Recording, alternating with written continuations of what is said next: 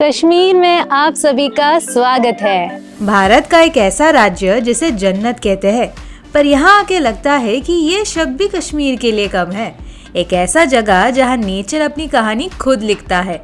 Snowy mountains, हल्की सी ठंड, पहाड़ों की खुशबू और झीलों का सुकून, सब मिलकर एक अलग ही दुनिया बनाते हैं। एंड यहाँ से जो नज़ारा है वो बहुत ही सुंदर है। पे डल लेक पे शिकारा राइड कर रही हूँ एंड इतना पीसफुल लग रहा है ये। Oh my God, what is this beauty. Kashmir की बात ही अलग है। श्रीनगर की डल लेक पर शिकारा राइड हो, गुलमर्ग का गंडोला जो आपको क्लाउड्स तक ले जाता हो, सोनमर्ग की खूबसूरती हो या पहलगाम की पीसफुल वैलीज, कश्मीर का हर एक कॉर्नर पोस्ट कार्ड लगता है। कश्मीर का सबसे बड़ा फेमस दो ही चीज़ें हैं, एक तो है स्नोफॉल, दूसरा है शिकारा राइड। जिसने ये दोनों चीज़ें नहीं की है उसने कश्मीर का विजिट पूरा नहीं किया है।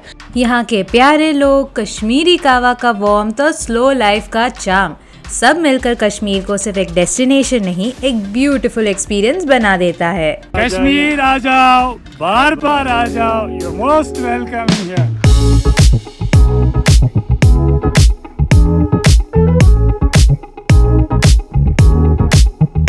What's up guys, it's Grishma and welcome to my channel। अभी फ़िलहाल मैं हूँ मुंबई के T1 एयरपोर्ट में एंड यहाँ से मेरा फ़्लाइट है to Srinagar, that is the capital of Jammu and Kashmir. Srinagar पहुँचने के लिए आप फ़्लाइट भी ले सकते हो या फिर आप ट्रेन से भी जा सकते हो। श्रीनगर का खुद का रेलवे स्टेशन भी है, but since I am travelling from Mumbai I have decided to take a direct flight to Srinagar. तो मेरा जो फ़्लाइट है वो अकासा का डायरेक्ट फ़्लाइट है। So I am so excited to go back to Kashmir. It's actually मैं सेकेंड टाइम, मैं पहले बहुत साल पहले गई हूँ, बट वो ट्रिप में मैंने ब्लॉग नहीं किया था ऑफकोर्स, बिकॉज वो अराउंड 10-12 साल पहले मैं गई थी। But this time again I am travelling, I am so excited. So let me show you the journey first, that is Mumbai to Srinagar.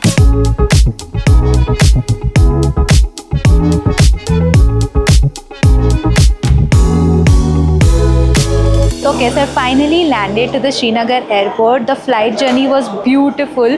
जो व्यूज़ थे जो खिड़की के बाहर वो बहुत ही प्यारे थे, मतलब माउंटेन थे, स्नो कैप माउंटेन्स वगैरह दिखाई दे रहे थे। So the journey of 2.5 hours from Mumbai to Srinagar was amazing.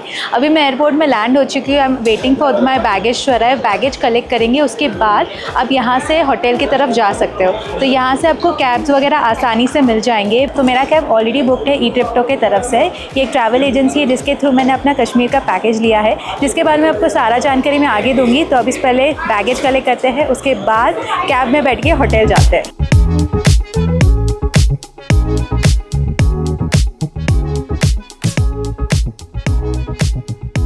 Okay, so finally checked into my room here in Srinagar and this is my room and यहाँ का रूम भी काफ़ी decent और अच्छा है। मतलब it's spacious, has like seating area separate है, बड़ा सा TV है, bed is also nice and the washroom is also nice and clean। But एक बात मुझे इस होटल की अच्छी लगी कि यहाँ पे ना AC में हीटर का ऑप्शन है, which is really nice and appreciated because अभी फ़िलहाल सुबह के टाइम पे 5 डिग्री है यहाँ पे कश्मीर में। So no wonder आगे और भी ठंडा होने वाला है, स्पेशली रात के टाइम ये हीटर AC काफ़ी काम आने वाला है। It's around 10 at the moment and 11 o'clock निकलेंगे बाहर साइट सीइंग करने को।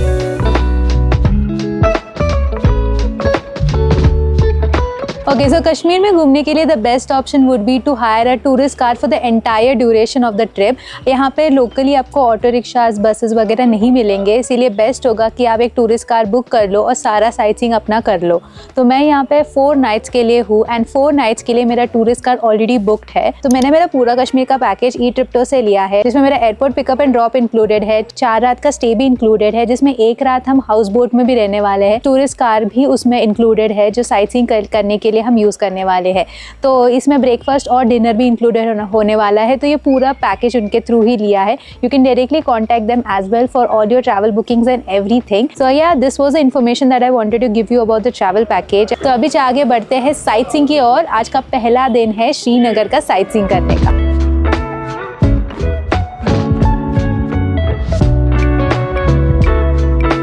Oh my my God, what is this beauty, this place is so magical. अभी मैं हमारे पहले साइट सीइंग लोकेशन पे आई हूँ, यहाँ पे श्रीनगर में एक्सप्लोर करने के लिए। आप देखोगे कि यहाँ पे बहुत सारे फाउंटेन्स है, यहाँ पे एक हेरिटेज बिल्डिंग है, बहुत सारा ग्रीनरी, बहुत सारे फ्लावर्स है, तो बहुत ही खूबसूरत सा जगह है। एंड आप बैकड्रॉप भी देखोगे कितना सुंदर है, यहाँ पे पूरे माउंटेन्स है, ब्यूटीफुल ट्रीज़ है, ग्रीनरी है। और मौसम की भी मैं बात करूँ ना, बहुत ठंडा है यहाँ पे। It's around like 15 degrees currently at the moment. And अभी बस 12 बजे है, सोचो 12 बजे 15 डिग्रीज़ का टेम्परेचर है। एंड ये बहुत ही अच्छा लग रहा है यहाँ पे घूमने के लिए। यहाँ पे आने का एक एंट्री टिकट है, that is 30 rupees per person. साथ में यहाँ पे अंदर ना आपको ट्रेडिशनल अगर कश्मीरी ड्रेस में फ़ोटो वगैरह निकालना है वो भी आप कर सकते हो, या फिर आप जस्ट इस गार्डन में आके इस जगह की ब्यूटी को एहसास कर सकते हो। बहुत ही सुंदर है, बहुत ही मस्त है। And no wonder Kashmir is called as paradise on earth. The beauty of this place is truly unmatched.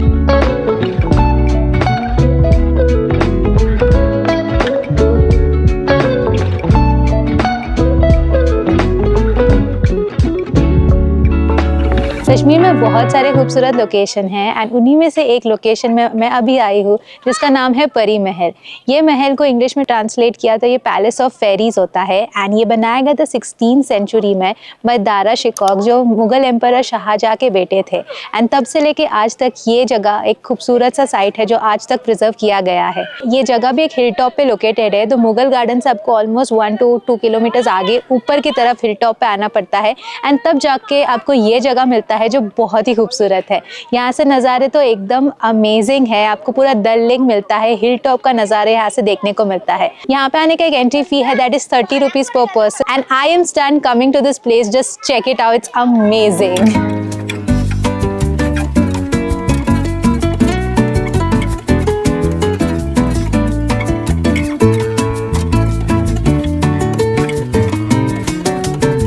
What even is this place? हर जगह मैं इतने सारे फोटोज वगैरह निकाल रही हूँ, मेरा फ़ोन का मेमोरी तो अभी से फुल हो गया है।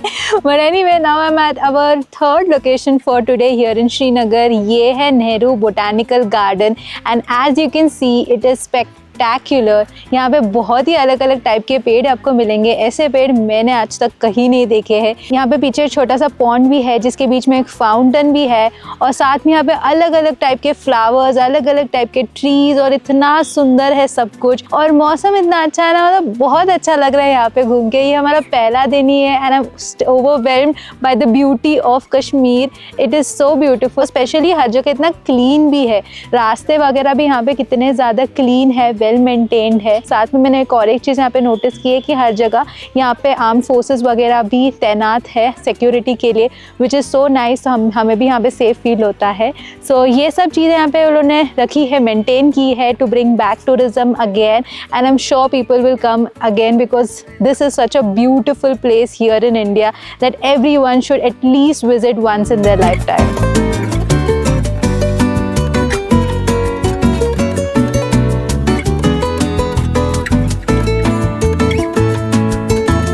ये गार्डन में एक स्पेशल जगह बनाया है, जैसे आप मेरे पीछे देख रहे हो, यहाँ पे आपको बहुत सारे ब्यूटीफुल फ्लावर्स वगैरह दिखाई देंगे। अलग अलग फ्लावर्स है, अलग अलग वैरायटीज़ है, अलग अलग साइजेस के हैं, कलर्स के हैं। एंड यहाँ पे ना एक अच्छी सी खुशबू भी आपको आएगी जो इन फ्लावर्स से आ रही है। ये जो बोटानिकल गार्डन है उससे थोड़ा सा आपको अंदर चल के आना पड़ेगा ये जगह विजिट करने के लिए।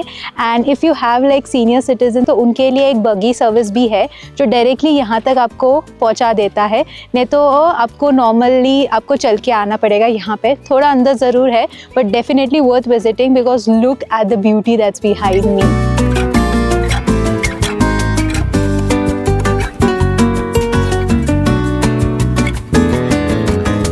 श्रीनगर में कैफ़ेज़ और रेस्टोरेंट्स कई सारे हैं। ऐसे ही एक कैफ़े में मैंने लंच किया जो डल लेक के सामने बना हुआ है। कोजी सा कैफ़े है जिसमें इंडियन से लेके इटालियन, कॉन्टिनेंटल सब टाइप के कुजीन्स मिलता है। मैंने भी यहाँ पे इंडियन फूड खाया विच वाज सो गुड और आगे बढ़ी अपने अगले लोकेशन की ओर। अभी मैं लंच के बाद वापस से गार्डन को कवर करने के लिए आई हूँ। ये है निशात गार्डन जो डल लेक के एग्जैक्टली सामने बना हुआ है। एंड ये सारे गार्डन्स को ना साथ में मिलके मुगल गार्डन ही बोलते हैं क्योंकि ये मुगलों के ज़माने में बनाया गया गार्डन है। एंड ये जो अभी गार्डन में अभी आई हूँ निशात गार्डन, ये अराउंड 17th सेंचुरी के आसपास बनाया गया था।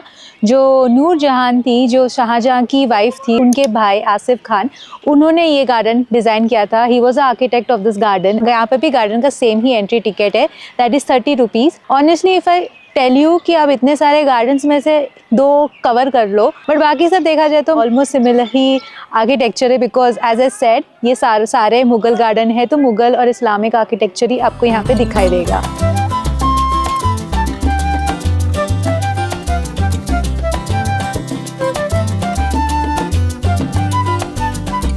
श्रीनगर में शॉपिंग करने के लिए लाल चौक काफ़ी फेमस है। यहाँ कश्मीरी कुर्ते, साड़ी, ड्रेस मटेरियल, शॉल और विंटर वेयर के कई सारे दुकानें हैं। मैंने भी यहाँ पे कुछ शॉपिंग किया और फिर होटल में आके वापस डिनर करके कॉल्ड इट अ डे।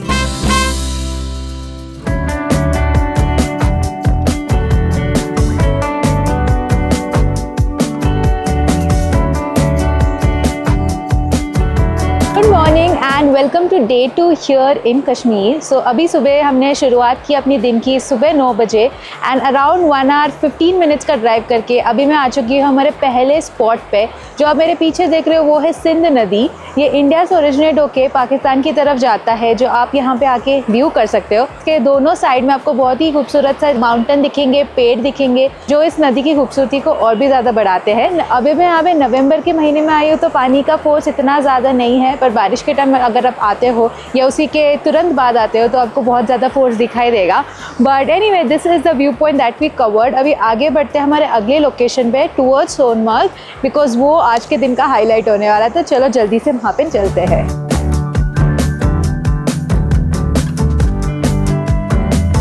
तो आज हमारे साथ है नवाज भाई जो हमें पूरा आज डे ट्रिप करवाने वाले हैं सोनमर्ग का।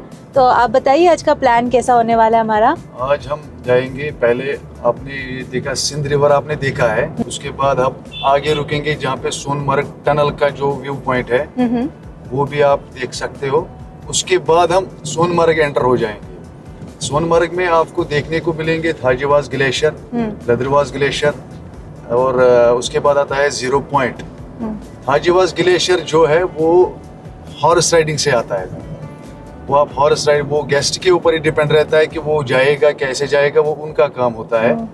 और उसके बाद जो 0 पॉइंट आता है वो वहाँ की यूनियन कार से हो जाता है। उसके बाद आप जब पाओगे 0 पॉइंट साइड में आपको वहाँ पे स्नो भी मिल सकता है और वहाँ पे एंजॉय भी आप अच्छे से करोगे इंशाल्लाह। तो उसके बाद हम रिटर्न वापस हो जाएंगे श्रीनगर के लिए। तो आज का ये हमारा प्लान होने वाला है पूरा डे ट्रिप का। So looking forward to it. तो चलो आपको भी मैं खूबसूरत नज़ारे दिखा आगे जर्नी में बताती हूँ।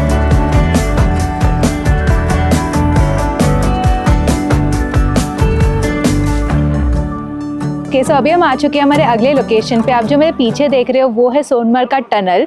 ये एक खास टनल है because it cuts down the travel time. पहले जब सोनमर्ग का जाने का रास्ता था वो काफ़ी घूम के जाने का रास्ता था, पूरा पहाड़ को सर्कल मार के जाने का रास्ता था, पर अभी ये टनल के वजह से काफ़ी आसान हो गया सोनमर्ग जाने का। ये टनल ऑलमोस्ट 6 किलोमीटर का है एंड पूरा कवर्ड टनल है जो माउंटेन के अंदर से होके जाता है। एंड अभी हम टनल के एंट्री पॉइंट पे है, यहाँ पे रुक के आप फोटोज़ वगैरह भी निकाल सकते हो इस टनल का। साथ में अगर आपको वॉशरूम यूज़ करना है तो यहाँ पे वॉशरूम की भी फैसिलिटी है।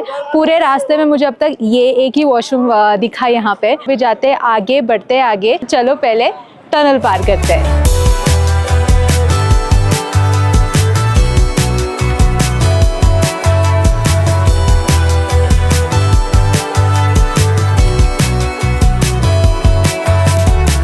ओके, सो अभी मैं पहुंच चुकी हूँ सोनमर्ग में। जैसे ही हम सोनमर्ग का टनल क्रॉस करते हैं थोड़ा ही डिस्टेंस में हमारा गाड़ी पार्क हो जाता है जिस गाड़ी से हम आए। अभी इससे आगे हमारी गाड़ी नहीं जाती है। So apparently there are 2 options आगे तक जाने के लिए सोनमर्ग में घूमने वगैरह के लिए। तो सबसे पहला ऑप्शन है कि आप गाड़ी से जा सकते हैं। तो कुछ 4,000 रुपये बताते हैं, बट बार्गेन ज़रूर होता है, बट 4,000 रुपये बताते हैं सारे पॉइंट्स को घुमाने के लिए, एंड मिनिमम 1.5 घंटा चाहिए ये सारे पॉइंट्स को देखने के लिए। दूसरा ऑप्शन है कि आप घोड़े से भी जा सकते हैं आगे, एंड उसका कुछ 1350 है। वो घोड़ा ज़्यादा दूर तक नहीं जाता है, वो यहीं पे किधर तक जाता है, पर उसके लिए भी आपको मिनिमम 1.5 घंटा चाहिए। एंड अगर आप वेटिंग करते हो, मतलब उससे ज़्यादा टाइम लगाते हो, तो 250-300 रुपीज़ एक्स्ट्रा भी लगता है। So I think it's a bit expensive here, मतलब बहुत ही कॉस्टली पड़ जाएगा अगर आप पूरा ये सब करते हो, but it is how it is over here.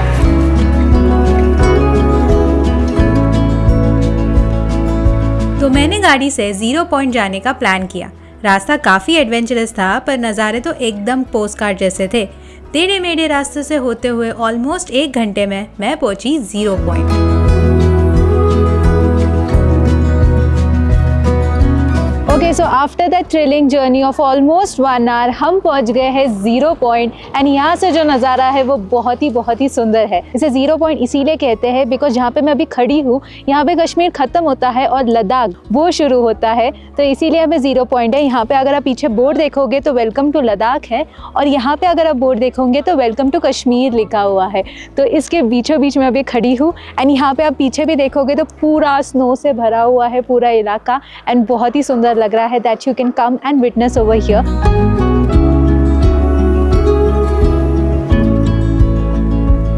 Sonamarg में ये नहीं देखा तो क्या ही देखा।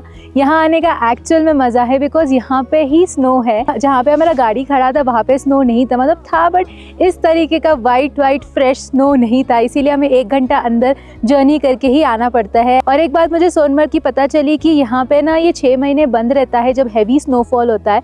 तो अगर आप पीक विंटर्स में आते हो नवंबर 15 से दिसंबर के बाद, तो आपको यहाँ पे आने का मौका नहीं मिले, but if you come here any other season other than the peak winters, आपको ये एक्सपीरियंस करने का मिलेगा मौका। एंड यहाँ पे समय कैसा जाता है पता भी नहीं चलता है। और एक बात आपको बता दूँ, यहाँ पे नेटवर्क का भी थोड़ा इशू है, जैसे कि यहाँ पे जियो और एयरटेल चलता है कुछ जगहों पे, पर उसके अलावा अगर आपके पास कोई और सिम कार्ड है तो वो थोड़ा मुश्किल होगा आपको नेटवर्क मिलने को। यहाँ पे ना रेस्टोरेंट खाने की भी फैसिलिटी नहीं है इस वाली एरिया में स्पेशली। तो चलो अभी मैं एंजॉय करती हूँ यहाँ का snow time, and it's so beautiful and so nice to come here.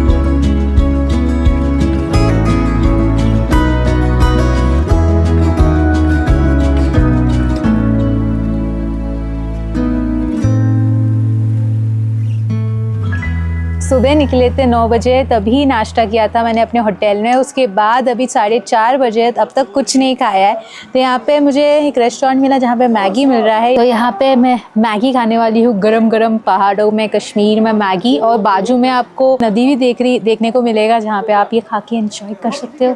तो मैगी के साथ यहाँ पे मैंने कश्मीरी कावा भी मंगाया है, जो इसे मत देखना नेस्कैफे के ग्लास में आया है, बट ये कश्मीरी कावा है जिसमें बहुत सारे ड्राई फ्रूट्स वगैरह है और इलायची यहाँ पे डाल के रखा है, तो इसका फ्रेग्रेंस भी बहुत ही अच्छा आ रहा है। ये यहाँ का स्पेशलिटी है, मतलब ये गरम गरम पीते हैं, और इसमें ड्राई फ्रूट्स डालने की वजह से बॉडी को हीट भी देता है, which is very necessary in this cold chilly weather.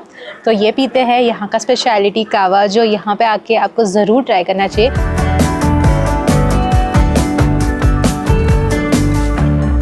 और इसी के साथ हमारा दूसरा दिन कश्मीर में खत्म हुआ।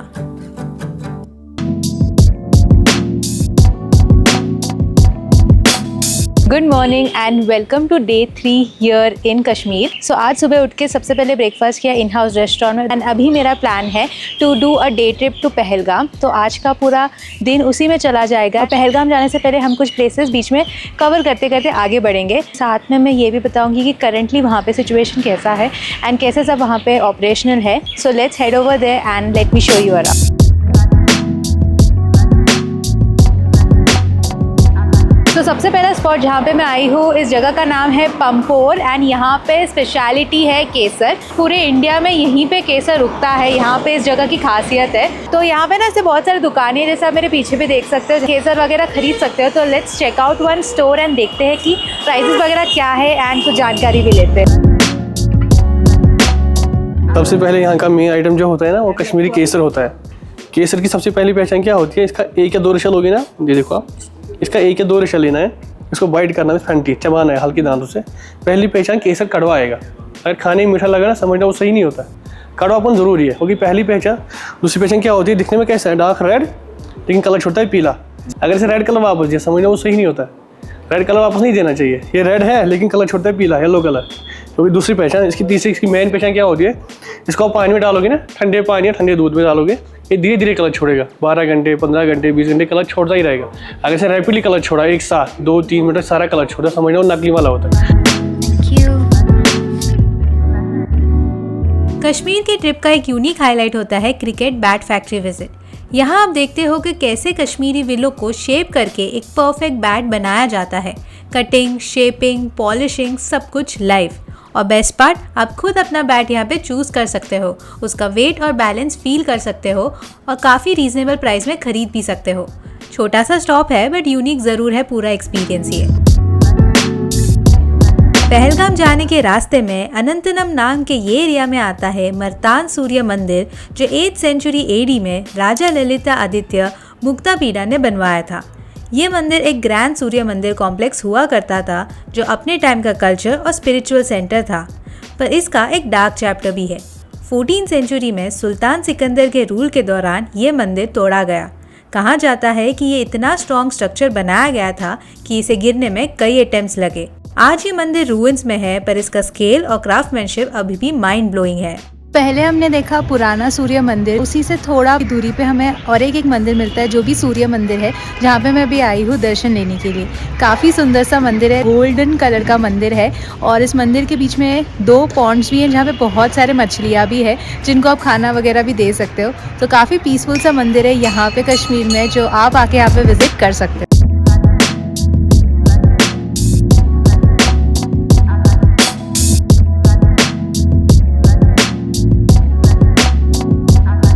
ये कब सीजन स्टार्ट होता है? ये सीजन होता है सितंबर अक्टूबर। हाँ, पहले फूल निकल आते हैं, फूल को बनते हैं एप्पल्स। मार्च अप्रैल में फूल आ जाते हैं, उन्हीं फूलों को बनते हैं एप्पल्स।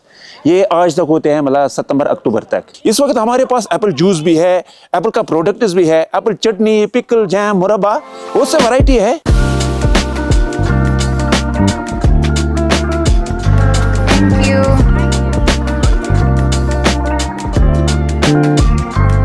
ओके, अभी मैं पहुंच चुकी हूँ पहलगाम। यहाँ पे आके पता चला है कि हमारा जो गाड़ी है जो हमें यहाँ तक लेके आया वो आगे तक साइट सीइंग के लिए नहीं जाता है, हमको एक गाड़ी चेंज करना पड़ता है यहाँ से। गाड़ी आप जहाँ पे पार्क होगा वहाँ पे पीछे आपको टैक्सी स्टैंड दिखेगा जहाँ पे अलग अलग रेट्स है जो साइट सीइंग आपको करने गए। इसके अंदर बहुत सारे प्लेसेस है जो आप कवर कर सकते हो, बट मैं यहाँ पे बेताब वैली एक ही लोकेशन कवर करने वाली हूँ और यहाँ पे प्राइजेस भी ना सब फिक्स्ड है, सब लिखा हुआ है, सो बार्गेन वार्गेन करने की ज़रूरत नहीं, विच इज़ मच अप्रिशिएटेड। तो अभी मैं गाड़ी में बैठ के I am gonna go head to Betaab valley और आपको भी दिखाती हूँ वहाँ पे क्या क्या है।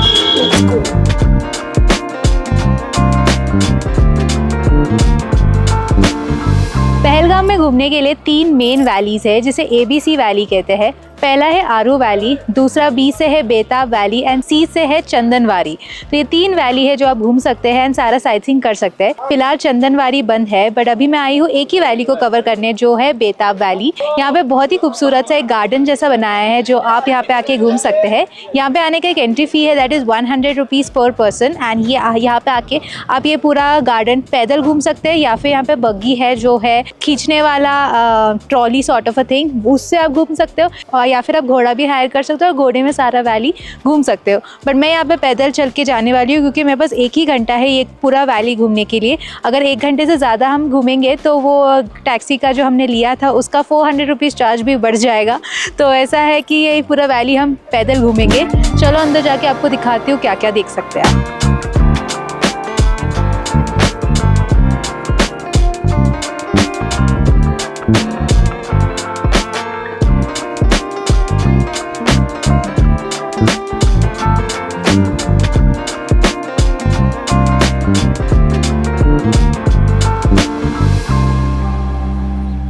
सो अभी हो गया है लंच टाइम एंड पहलगाम के मार्केट एरिया में आपको बहुत सारे रेस्टोरेंट्स वगैरह मिल जाएंगे खाना खाने के लिए।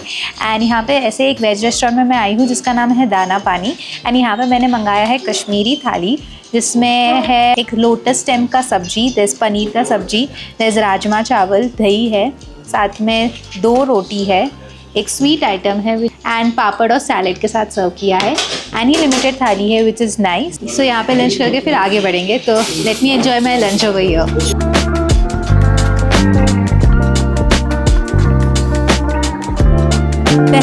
मार्केट एरिया भी है जहाँ ये पेपर मैशे के कई सारे सुंदर चीजें मिलती है।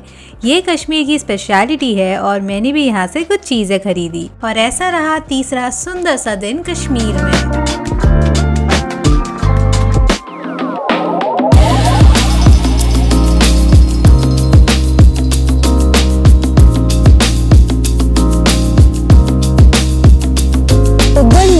And welcome to day 4 here in Kashmir. So आज का हमारा प्लान है to do a day trip here in Gulmarg, which is one of the most beautiful points here in Kashmir, the highest point as well and also the most popular point here as well.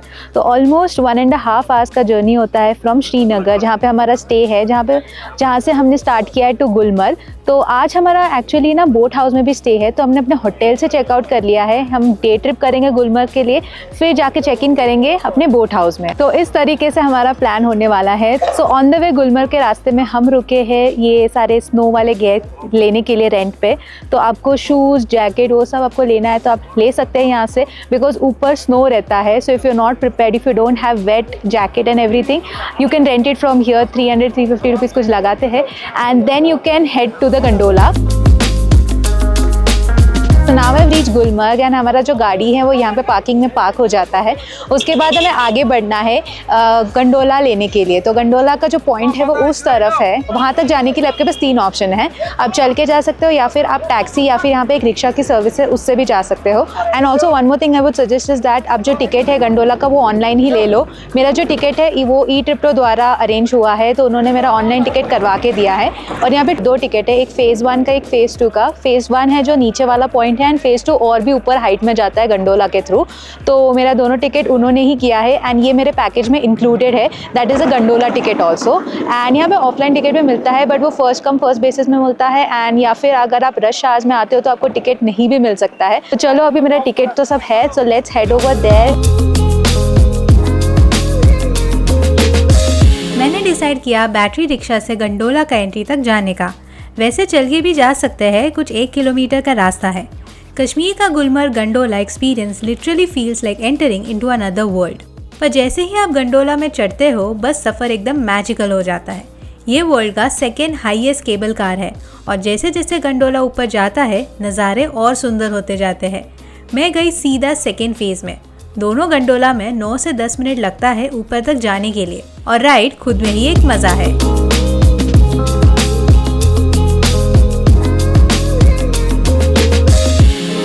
आज है 9 नवंबर और आप मेरे पीछे देख सकते हो snowfall कितना कम दिखाई दे रहा है। यहाँ पे बहुत कम हुआ है। नवंबर 15 के बाद प्रॉपर स्नोफॉल शुरू होता है, पूरा आइस से ढक जाता है ये एरिया। 2 दिन पहले ही यहाँ पे स्नोफॉल हुआ था, इसलिए बहुत ही कम यहाँ पे स्नो देखने को मिल रहा है। अगर आप एकदम पीक विंटर्स में आते हो तो आपको फ़ेज़ 1 में ही स्नोफॉल मिल जाएगा, आपको फ़ेज़ 2 आने की ज़रूरत भी नहीं पड़ेगी। But anyway this is Gulmarg that you can come and enjoy over here.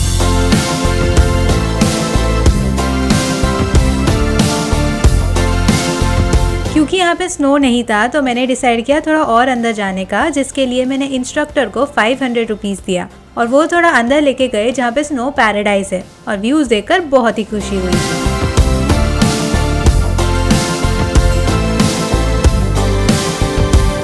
जो गुलमर्ग है ना, ये मेन विंटर्स के लिए है, क्योंकि Gulmarg is a best ski resort in India and Asia. ये जो माउंटेन है, अभी हम खड़े 14,700 फीट्स की हाइट पे। जब यहाँ पे पूरी बर्फ़ गिर जाती है, यहाँ पे कम से कम 20 फीट्स बर्फ़ होती है। जैन और फेब मेन सीज़न होता है विंटर्स हमारा यहाँ पे। अभी हम खड़े जहाँ पे, ये समझो कि इंडिया का लास्ट बॉर्डर माना जाता है। गुलमर्ग अफरवट नाम है इसका। इसके पीछे पड़ता है POK, पाकिस्तान ऑक्यूपाइड कश्मीर। यहाँ से बहुत ही कम दूर है। हमारा यहाँ पे टूरिज़्म पिछले साल से बहुत कम आ रहा है, जो आपको भी पता होगा, पूरी इंडिया को पता, पूरी दुनिया को पता है। जो पहलगाम में हुआ नहीं होना चाहिए था, हम उसके लिए बहुत, खुद भी हम उसके लिए बहुत ज़्यादा परेशान हुए कि ये कैसे हुआ, बट नहीं होना चाहिए था। बट यहाँ पे वैसा कुछ भी नहीं है। गुलमर्ग में आप आ सकते हो, आराम से एंजॉय कर सकते हो। यहाँ ऐसी कोई दिक्कत नहीं है। आप देख सकते हो कितने टूरिस्ट आ रहे हैं, बट अभी बहुत ज़्यादा कम आ रहे हैं। बट हम ऊपर वाले से दुआ करेंगे, इंशाल्लाह आने वाले मंथ्स में अच्छे टूरिस्ट आएंगे।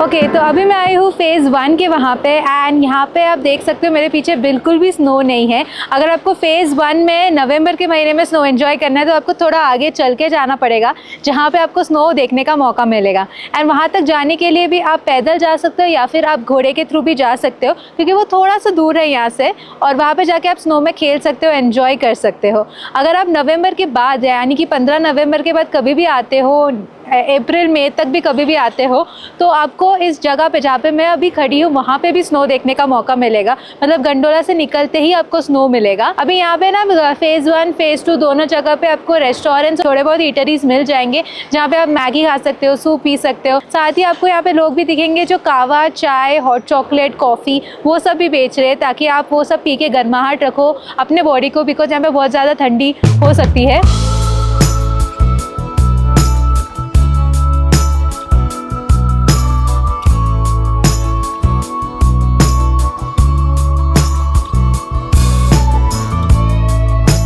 ओके, कश्मीर श्रीनगर में आए और बोट हाउस में नहीं रहा तो ऐसा कैसे हो सकता है।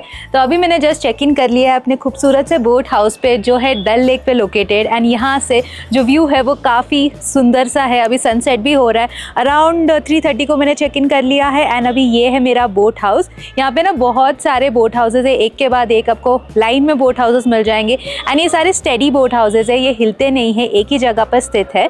तो मेरा जो बोट हाउस है वो that is a 3 room boat house, और काफ़ी बड़ा सा बोट हाउस है। It has a really nice veranda area जहाँ पे मैं भी खड़ी हूँ।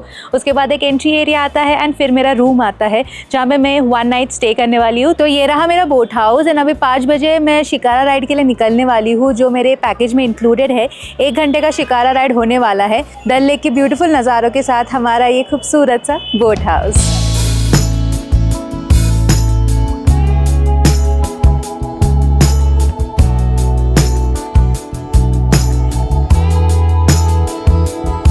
ओके, अभी शाम के वक्त में यहाँ पे डल लेक पे शिकारा राइड कर रही हूँ एंड इतना पीसफुल लग रहा है। ये आसपास आपको बोट हाउसेस दिखेंगे, आपको छोटे छोटे बोट भी यहाँ पे चलते हुए दिखेंगे और कुछ बोट्स में फ्लोटिंग शॉप्स भी है जैसे कि आप चाय वगैरह पी सकते हो, हॉट चॉकलेट पी सकते हो, या फिर आप कुछ ख़रीदना है तो वो भी आप ख़रीद सकते हो। साथ ही अगर आपको यहाँ का ट्रेडिशनल कश्मीरी ड्रेस डाल के फ़ोटो निकालना है और फ़ोटो शूट वगैरह करना है तो वो भी आप यहाँ पे एंजॉय कर सकते हो। तो जैसे कि मैंने कहा कि मेरे पैकेज में 1 आवर का इंक्लूडेड था बोट राइड, पर मैंने एडिशनल लिया जिसमें हम कुछ पॉइंट्स भी कवर करने वाले हैं। तो चलो आपको भी दिखाती हूँ ये पीसफुल सा डल लेक यहाँ पे श्रीनगर कश्मीर में।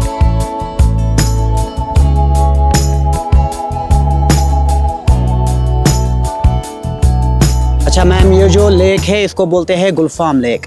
गुलफाम लेक क्यों बोलते हैं? जो 1992 में एक सीरियल आया था गुलगुलशन गुलफाम, वो इसी लेक में बना था। और आपके राइट साइड में जो हाउस बोट है उसको बोलते हैं गुलफाम हाउस बोट, वो सारा सीरियल इसी में शूट हुआ था। आप वहाँ पर देखो ये जो वाइट वाला हाउस बोट है सड़क किनारे, ये है एशिया का सबसे पहला फ्लोटिंग पोस्ट ऑफिस। ये 100 साल पुराना है, पहले भी ये वर्किंग में था, आज भी ये वर्किंग में है। और ये जो पूरा डल लेक है ये 35 किलोमीटर राउंड में आता है। और इस लेक के अंदर एक गांव भी है जिसकी आबादी 2.5 लाख से ऊपर है और उनका आना जाना छोटे बोटों से होता है। जब यहाँ पर विंटर का सीज़न आता है दिसंबर एंड जनवरी, फिर ये पूरा लेक बर्फ़ से ढक जाता है। ये इतना ढक जाता है फिर ये पूरा लेक जो है फ्रीज़ होता है। ये इतना फ्रीज़ होता है कि इसके ऊपर छोटे बच्चे यहाँ पर क्रिकेट खेलते हैं। फिर उस टाइम यहाँ के लोकल क्या करते हैं, जब ये ज़्यादा फ्रीज़ होता है फिर वो 2 महीने पहले ही स्टॉक करके रखते हैं घरों में। फिर वो अपने घरों में कढ़ाई और सिलाई का काम करते हैं और वही अंदर मीना बाज़ार में वो सेल करते हैं। इसलिए वहाँ पर ना कोई टैक्स होता है ना कोई जीएसटी होता है। डल लेक पे शिकारा राइड का मतलब है कि कश्मीर की असली सुकून। जैसे ही आप शिकारा में बैठते हो, धीरे धीरे पानी पर ग्लाइड करते हो तो लगता है जैसे वक्त थोड़ा रुक सा गया हो। आसपास के वुडन हाउस बोट्स, माउंटेन की रिफ्लेक्शन और ठंडी हवाएं। राइड के दौरान आपको फ्लोटिंग शॉप्स मिलते हैं, यहाँ से आप paper mache items, shawl, fresh flowers और क्यूट सुवेनियर्स ले सकते हो। ये पूरा शॉपिंग स्टाइल ही कश्मीर को यूनिक बनाता है।